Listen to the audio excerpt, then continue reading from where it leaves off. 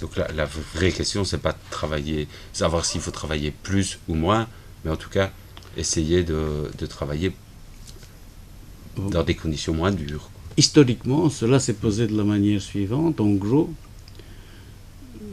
depuis l'industrialisation, toute l'histoire sociale, l'histoire du mouvement ouvrier, c'est une lutte contre le travail et pour l'emploi. C'est parce qu'on a un emploi que l'on peut lutter contre le travail.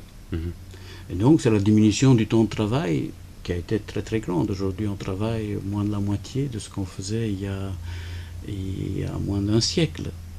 Ce que ça veut dire travailler à temps plein.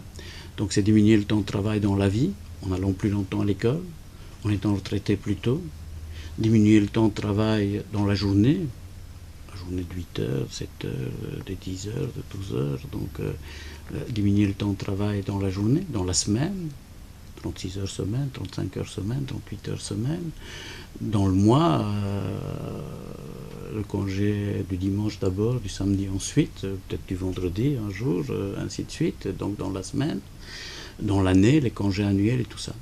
Et donc c'est toujours diminuer le temps de travail, diminuer le travail, tout en sauvegardant l'emploi. C'est un peu ça l'histoire sociale d'une certaine manière. Aujourd'hui, je pense que sur ce terrain, l'attention majeure se porte sur l'âge de la retraite.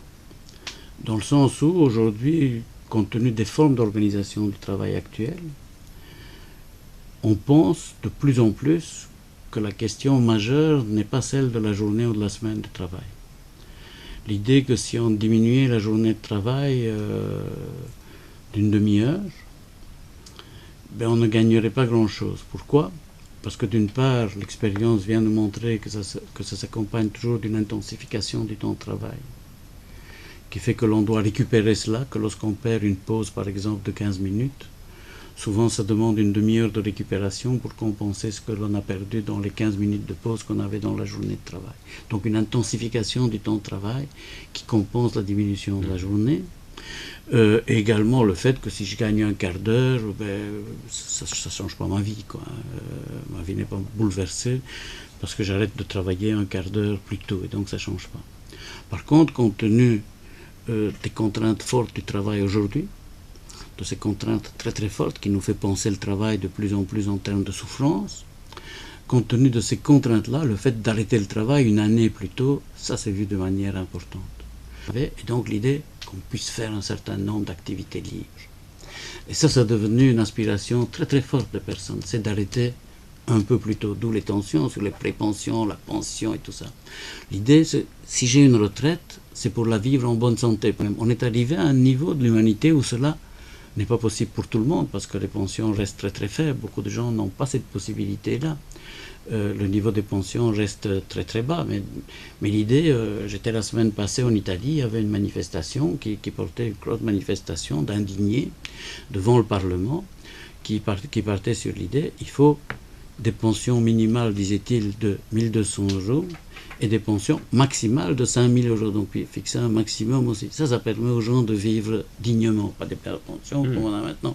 Donc là, il y a là des possibilités. Donc l'idée, si on a évidemment une pension très basse, qu'on a dans la misère, autant travailler.